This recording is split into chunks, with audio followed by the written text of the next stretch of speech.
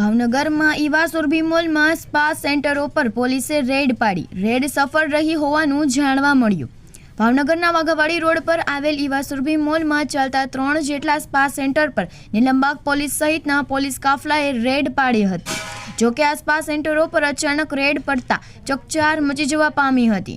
3 જેટલા spa centre પર red પાડતા હલચલ મચી જવા પામી હતી અને 3 સ્પા સેન્ટર પર પાડવામાં આવેલી રેડ સફળ રહી હોવાનું પોલીસના સૂત્રોમાંથી જાણવા મળ્યું છે. 3 જેટલા સ્પા સેન્ટર પર રેડ પડતા ફોનની ઘંટડીઓ વાગવા માંડેલ. જોકે એકબીજાને સાવચેત કરવા કે લાગવગ કરવા માટે ફોન કરાયા હોવાનું પણ સ્થળ પર કહેવાઈ રહ્યું હતું. 3 જેટલા સ્પા સેન્ટર પર રેડ પડતા તમાશાને તેડું ન હોય તેમ નિહાળવા માટે લોકો એકઠા થઈ ગયા હતા.